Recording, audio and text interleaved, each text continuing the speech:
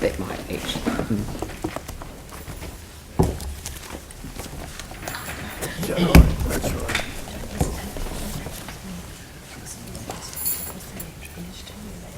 Right, David Goodman for the Eastlake Trust.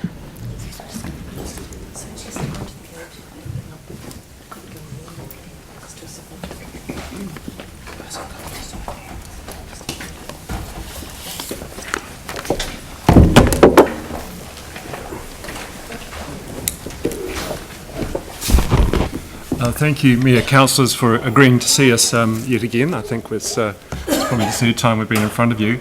We'd just like to give you a very quick update, probably as to what we've been up to in the last wee while, just to make sure that you're completely informed. Then we might talk briefly about that plan up there, which actually segues nicely from some of those stormwater discussions you've just had. So, firstly, just to update you, you may or may not be aware that we're appearing in front of the Governance and Administration Select Committee in Parliament in the middle of next week to talk about Regenerate and the process that we've been through. I think you'll recall that the public demonstration in June of last year and the delivery of a petition signed by over 15 or 16,000 people provided to Regenerate. Unfortunately, the petition signed by all those people fell on deaf ears, and we wondered what to do, and I think Poto Williams, Labour MP in the east of Christchurch, kindly championed the petition for us. It went to Parliament. It has now gone through the process, and there's a select committee investigation hearing next week, which you're welcome to watch, because I heard it's apparently live streamed, which is a bit frightening. So there'll be a good airing of the issues then, and we're encouraging the select committee to dig long and hard into the reasons why the lake was excluded from the plan, in particular some of the stormwater issues, which we'll touch on in a minute. Running parallel with the select committee inquiry, you may or may not be aware, and I'm hoping that Regenerate have kept you informed of these developments. I would be very surprised and concerned if the board of Regenerate hadn't told you about these things. They're obviously quite weighty issues within the public arena. Is the complaint to the Ombudsman dealing again with issues of fairness and reasonableness and process around the decision to exclude the lake from the plan. That complaint has been championed by Eastlake, but has been signed by over 11 flatwater clubs from Waka, dragon boating, canoeing, and New Zealand rowing and Canterbury rowing. There's often a need by the people who object to the lake to paint it as a rowing lake. It's not. It is a flatwater facility. Mary Gibson, who is the chair of our trust, is also heavily involved in dragon boating, president, I think, of the World Dragon Boating Association. So that should tell you something. We don't have... and Greg Forl's enthusiasm is actually a water skier, and he's going to get absolutely no benefit from this lake whatsoever. So that should tell you something. In terms of the timing, we don't know, but we anticipate that the Ombudsman and Select Committee reports may emerge in the second half of this year, later this year. Also, we'd like to inform you that the last public consultation, which occurred in December 2018, while Regenerate have been good at releasing results of previous consultations, the results of this one I do not think were made publicly available. We requested the results under the Official Information Act, and it transpired that of the over 2,000 submissions comments on the plan, 90% were in favour of the re-inclusion of the lake in the plan. And we can provide you of the response under the Official Information Act to you confirming that number. Lastly, I guess one of a more broader concern that Eastlake has is not only what goes in the red zone, but also how it is managed and governed in the future. There are moves afoot, we believe, and I think, Mayor, you may be attending a symposium at the University of Canterbury later this month around the governance, ownership and control of the East, and particularly the red zone. Our firm view is that the council should not be party to something where ultimately they're going to be obligated to pay for its development and particularly its operation and maintenance unless they own it. we feel that the council would respectfully place itself in an invidious position if it agreed to some sort of charitable trust or other structure owned and controlled by other people who don't have the necessary experience and will still expect you to pay for its maintenance and control. This is not the museum, which gets millions of dollars in donations. This is not the art centre, which gets millions and millions. This is more like Hagley Park. It's appropriate in our view that it be a national park or a council reserve. He who pays should control. And I think if you in a burst of goodwill decide to let someone else become too involved, it might bite you in the bum further down the track. So what do we want from you? We want you, the council, to become more involved. I think we've attempted to address a number of you. I think when I last spoke to you about it, Mayor, you said there's a process to go through. Yes, there is a process to go through, but we're well through that, and I think we all agree it is far from perfect. And I think you need to get involved, you need to ask questions, because we've got a select committee hearing, we've got an ombudsman's report. I won't foreshadow what the results of that will be because it's inappropriate, but this is all going to come out, and I think we need to get ahead of it. So we'd love to answer any questions if you've got any. Maybe I should respond to your comment about the symposium. The university hold an opportunity to start a conversation about different models of governance and ownership. So the two different things. So I think that, and I've certainly encouraged that because I think it's good to have some independence in the mix in terms of having that conversation. But it's a start of a conversation. It certainly isn't a conclusion. We don't own the land. LINZ owns the land. Government ultimately has to agree with us as to what the future is as part of the global settlement. So yes, I appreciate the university is sort of just holding it as a neutral bystander, but Rob Kerr is intimately involved in that process. He's one of the speakers. One of the speakers. But we will be there. Yeah. So rest assured. Good. But we want that because, as I say, this is not a decision-making forum. It's a conversation starter. Anyway, Tim. Thank you, and thank you for updating us with the process you're going through. I was unaware about the Ombudsman and you're going to the select committee, so thank you for updating us on that. With regards to your statement here, the lake would occupy 70 hectares, which is 12% of the overall red zone. So technically, are you saying that would reduce the ongoing operational costs for that by around about that, and that would?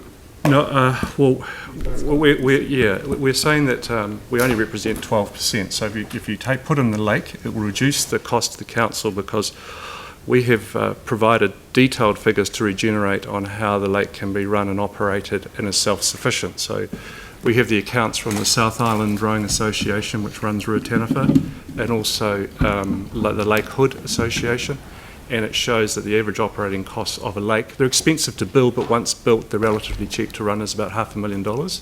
And that is well and truly exceeded by regatta concessions, but mainly sponsorship. So South Island Rowing, which runs Ruataniwha, the lake surrounds, that runs at a surplus, and Lake Hood runs at a small surplus. So we would effectively be taking 12% off your hands, assuming we can find the money to build it. In terms of finding the money to build it, look, its current budget's $850 million for the whole of the red zone, I think. You can take away 12% because, whatever 12% of that is your starting point for proportionally for the lake. And we feel confident the other money can be found because of the economic benefits that come from it, which is 20 to 30 million per annum in economic impact, which is participants, supporters coming in, staying in motels, going to restaurants.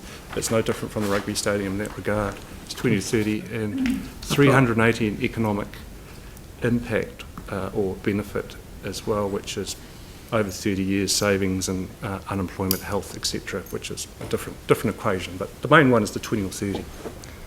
Thank you. I've got Vicky, Sarah and Aaron, so we may not get through them all. Right. Just the cost to build it Yes. is? 160 million. And you're not asking for any contribution from the council? At this point? Well, we were never asked... At all? No. We were never asked by Regenerate to say where the money would come from. the entire discussion was whether it's feasible to do that. The financial discussion would come What's your later. intention? Say it was granted. Yes. What would be your intention about that? Our intention would be to do a strong business case to Crown, Council and other But contributors. you would expect the council to contribute. I don't think we could rule it out, but we just haven't gone into detail on this issue because we haven't asked to do it, and there have been a plethora of other issues and obstacles that have been put in our path that we've had to get through, mainly in the environmental planning arena. That simply was an issue that was, we weren't asked by Regenerate to do that. We're a lobby group being asked to put forward a proposal to a gatekeeper, and that issue didn't come up. I think taking one step back, Vicky, from that is the fact that the plan is a pre-feasibility plan, and by excluding the lake, as Regenerate did those many months, if not a year ago, they've excluded this being investigated. No different from the $850 million required for the wetlands and the walking tracks and the parks. There is no reason that a big part of that funds can't add to the lake, and the ongoing cost will be reduced, and it brings in a massive economic benefit to the city. It's to give you an idea of how these projects work from a funding point of view. We went to the New Zealand Community Trust and said, look, we can't give you any money because you're not consented. There's no agreement for you to exist, so it's impossible to raise money. They said, once you are consented, once you're in the plan, we could probably give you several $1 million. So it's kind of a chicken and egg. It's very difficult to develop a case until you're actually in the plan. Everything in the plan is only at pre-feasibility level. There's nothing there that's any more. The most work that's been done on any project is on our project. Once you're in the plan, which is not set in stone, you can then go and build the business case to find the money, whether that's from the Crown, whether it's from sporting organisations, whether it's from the normal charitable sources who donate to these sort of things. Sarah? Thank you very much, and for all the work that you've put into this. Just wondering, I think the stadium analogy that you used at the end there was a really useful one, and I know that there's the broader economic benefits of any of these sort of large sporting facilities, and bearing in mind that Council and Crown are already spending nearly $1 billion on sporting facilities planned already. But they also operate at a loss. And when it comes to the stadium, so we have other stadia around the country, and what ends up happening with them is that we end up having to bid for events. And would you expect that would happen against the other rowing lakes and other sporting lakes that are around at the moment? And is there the need within the country for another lake of this size, and would it then just take away from other ones around the country? Thank you. I'd like to answer that. Yep. As it currently stands, we don't have any facilities that are acceptable to train in. So we're using the river, which on a weekly, daily basis, for a number of paddlers, particularly those associated with the breast cancer paddling, creates a lot of issues.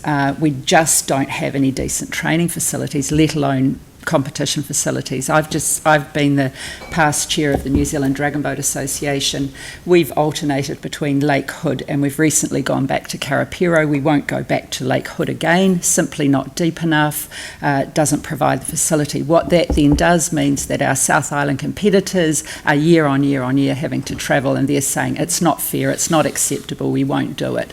So our recent event at Lake Karapiro had 2 days of full-on racing, biggest event we've ever had, simply because it's such a purpose-built facility. In addition to that, I've just put in a bid for an international event, found out that I'm in the final 2 up against Canada, at a purpose-built facility in Welland. That will bring 5,000 people. The assessors have just been here. We've had to promote Lake Karapiro simply because we don't have another facility that can cope with 5,000 to 6,000 competitors. Yeah. That's fine. I have to cut it off there because we've got other submitters that we need to hear. So thank you very much for your contribution today. Thank you. Thank you.